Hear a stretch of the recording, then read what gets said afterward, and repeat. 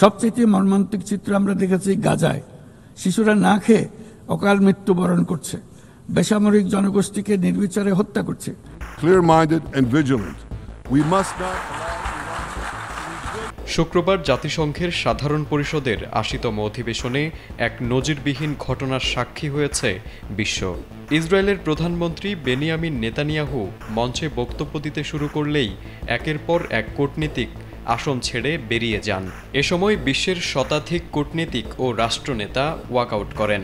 প্রধান উপদেষ্টা ডক্টর মোহাম্মদ ইউনূসের নেতৃত্বে বাংলাদেশের কূটনীতিকরাও এ প্রতিবাদে অংশ নেন। নেতানিয়াহুর প্রতিবাদের অংশ হিসেবে ডক্টর ইউনূস তার বক্তব্যে গাজায় চলমান গণহত্যা বন্ধের আহ্বান জানান।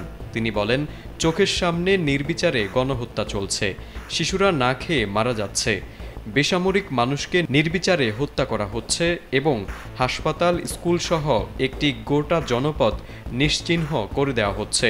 তিনি নেতানিয়াহুকে হুঁশিয়ারি উচ্চারণ করেন, এ অবস্থা চলতে থাকলে ভবিষ্যৎ প্রজন্ম ইতিহাস তাদের ক্ষমা করবে না।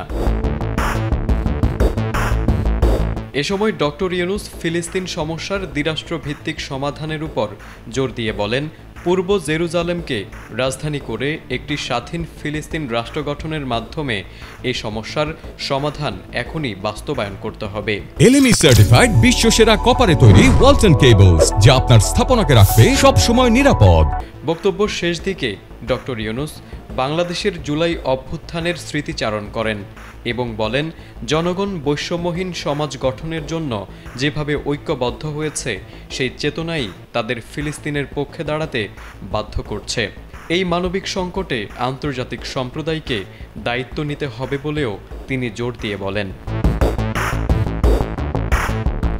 গত নভেম্বরে আন্তর্জাতিক অপরাধ আদালত গাজায় নির্বিচারে বোমা হামলা ও মানবতাবিরোধী অপরাধের অভিযোগে নেতানিয়াহুর বিরুদ্ধে গ্রেপ্তারি পরোয়ানা জারি করে। জাতিসংঘের হিসাব অনুযায়ী এ পর্যন্ত ২ লাখেরও বেশি ফিলিস্তিনি নিহত, আহত বা নিখোঁজ রয়েছেন, যার ৮০%-এরও বেশি সাধারণ মানুষ।